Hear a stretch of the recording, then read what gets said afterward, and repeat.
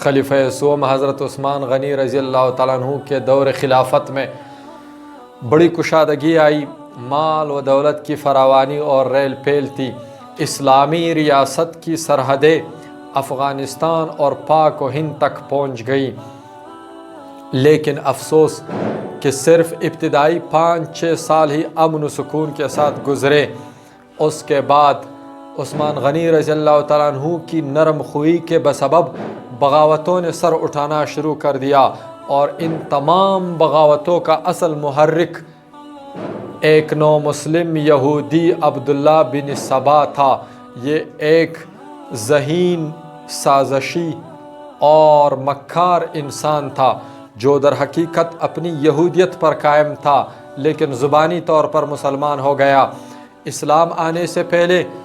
بنو امیہ اور بنو ہاشم قبیلے کے درمیان عداوت تھی۔ اس شخص نے اس پرانی عداوت کو پھر سے ہوا دینے کی کوشش کی، چنانچہ اس نے بنو ہاشم اور اہل بیت سے کہنا شروع کر دیا کہ بنو امیہ کا عثمان بن عفان یہ خلافت پر قابض ہو گیا ہے، حالانکہ خلافت کا اصل حقدار تو علی رضی اللہ تعالیٰ عنہ ہے۔ اس شخص نے عثمان رضی اللہ تعالیٰ عنہ پر الزامات لگائے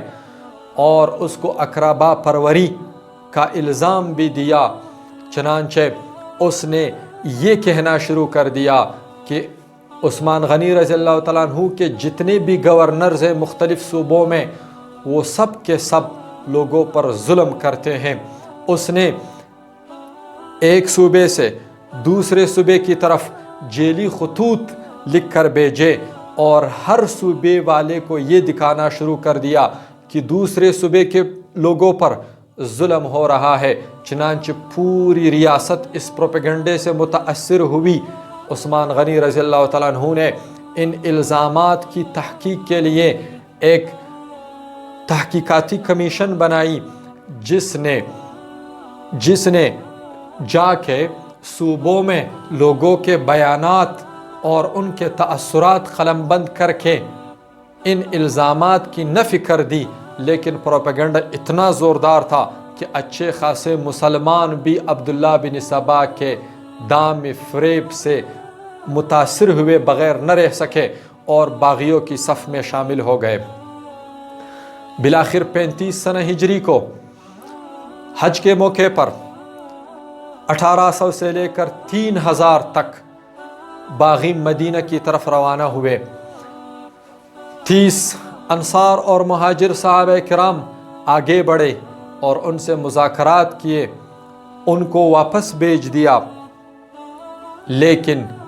لیکن یہ لوگ راستے سے 3 دن بعد واپس آئے۔ حضرت علی رضی اللہ تعالیٰ عنہ نے ان سے پوچھا کہ تمہاری واپسی کا سبب کیا ہے؟ تو انہوں نے کہا کہ ہم جب لوٹے تو راستے میں ہم کو عثمان غنی رضی اللہ تعالیٰ عنہ کا ایک قاصد ملا، جس کے پاس ہم نے عثمان غنی کا خط پکڑا۔ عثمان غنی نے مصر کے گورنر کو ہمارے قتل کا خط لکھا ہے، اس نے ہم کو دھوکہ دیا ہے، لہٰذا اب ہم انتقام لیے بغیر نہیں جائیں گے۔ حضرت علی رضی اللہ تعالیٰ عنہ نے فرمایا، کمال ہے، تم لوگ تو سب اپنے اپنے شہر کی طرف گئے، قاصد کا خط تو مصر والوں کو ملا ہوگا، تم میں سے بعض بصرہ کے ہیں، بعض کوفہ کے ہیں، تو ان بصرہ اور کوفہ والوں کو اس خط کا کیسے پتہ چلا اور تم لوگ اتنی جلدی کیسے جمع ہو گئے؟ اس سفید جھوٹ پر شرمندہ ہونے کے بجائے انہوں نے صاف صاف کہہ دیا کہ اب عثمان غنی رضی اللہ تعالیٰ عنہ کا استعفیٰ یا ان کی جان لے کر ہی دم لیں گے۔ چنانچہ ان باغیوں نے قصر خلافت کو محاصرہ کیا۔ یہ محاصرہ 40 دن تک جاری رہا۔ ایک جانسار جماعت صحابہ کی آپ رضی اللہ تعالیٰ عنہ کے پاس آئی اور اجازت مانگی کہ اجازت دے دو، ہم اس باغی گروہ سے نمٹ لیں گے، لیکن عثمان غنی رضی اللہ تعالیٰ عنہ نے اس جانسار صحابہ کی جماعت کو یہ کہہ کر واپس کر دیا کہ میں مسلمانوں کے درمیان خونریزی نہیں چاہتا۔ زید بن ثابت انصاری رضی اللہ تعالیٰ عنہ آئے اور کہا، اے امیر المومنین، حکم کرے ہم انصاری ایک بار پھر انصاری ہونے کا ثبوت دیتے ہوئے ان باغیوں کا کلا مکھا کر سکتے ہیں، لیکن آپ رضی اللہ تعالیٰ عنہ نے فرمایا خدا را خون ریزی نہ کی جائے۔ مغیرہ بن شعبہ رضی اللہ تعالیٰ عنہ نے آپ رضی اللہ تعالیٰ عنہ سے فرمایا اے امیر المومنین، 3 صورتوں میں سے ایک صورت اختیار کیجئے، یا تو ہم کو اپنی تلواروں کا جوہر دکھانے کا حکم دیجئے، یا پھر خلافت کے پیچھے دروازے کو توڑ کر آپ حرم چلے جائیں، حرم کے احترام میں یہ لوگ آپ کے اوپر حملہ نہیں کریں گے، یا پھر آپ شام جائے، شام والے وفادار ہے اور وہاں معاویہ رضی اللہ تعالیٰ عنہ موجود ہے، آپ کی حفاظت کریں گے۔ آپ رضی اللہ تعالیٰ عنہ نے جواب میں فرمایا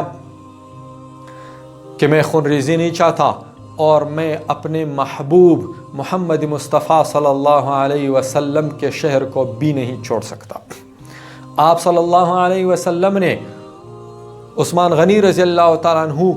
کی شہادت کی پیشگوئی کی تھی، چنانچہ عثمان غنی رضی اللہ تعالیٰ عنہ اپنے نبی کی پیشنگوئی کا منتظر تھا، اس کو یقین تھا میری شہادت کا وقت قریب آ گیا ہے، لیکن پھر بھی اس نے اتمام حجت کے لیے ایک دن قصر خلافت پر چڑھ کر باغیوں کو مخاطب کرتے ہوئے کہا اے لوگو، تم آخر میرے قتل کے پیچھے کیوں ہو؟ خدا کی قسم اگر تم نے مجھے قتل کیا تو پھر کبھی بھی اکٹھے ہو کر نماز نہ پڑھو گے قیامت تک، اور نہ اکٹھے ہو کر جہاد کرو گے۔ لیکن ان باغیوں کے اوپر آپ رضی اللہ تعالیٰ عنہ کی کوئی بات بھی اثر نہ کر سکی۔ بالآخر جمعہ کے دن ذوالحجہ کے مہینے میں جب آپ روزے سے تھے، آپ رضی اللہ تعالیٰ عنہ نے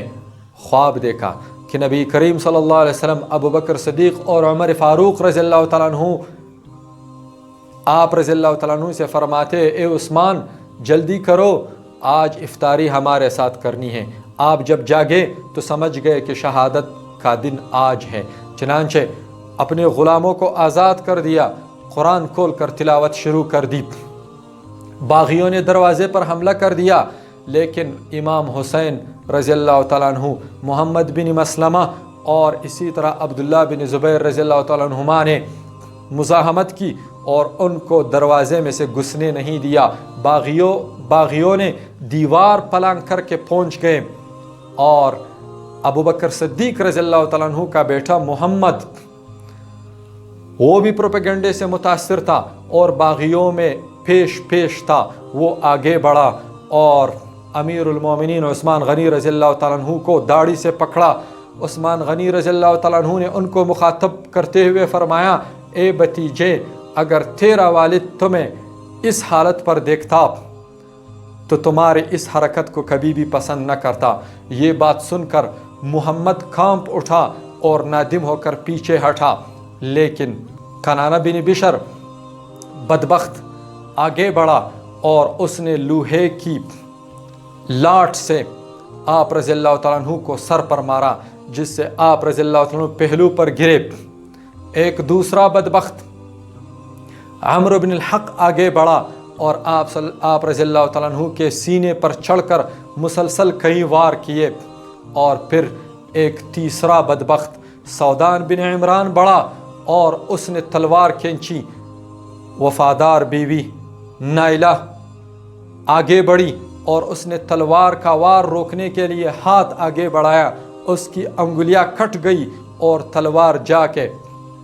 عثمان غنی رضی اللہ تعالیٰ عنہ کو لگ گئی، اور یہی وار آپ رضی اللہ تعالیٰ عنہ کی شمع حیات، اسی وار نے آپ رضی اللہ تعالیٰ عنہ کی شمع حیات بجھا دی۔ اور 18 ذوالحجہ کو شہادت کا یہ واقعہ پیش آیا۔ شہادت کے وقت آپ رضی اللہ تعالیٰ عنہ یہ آیت تلاوت فرما رہے تھے، فَسَيَكْفِيكَهُمُ اللَّهُ وَهُوَ السَّمِيعُ الْعَلِيمُ۔ آپ رضی اللہ تعالیٰ عنہ نے 12 دن کم 12 سال تک خلافت کی اور 82 سال کی عمر میں جام شہادت نوش فرمایا، رضی اللہ عنہ و ارضاہ۔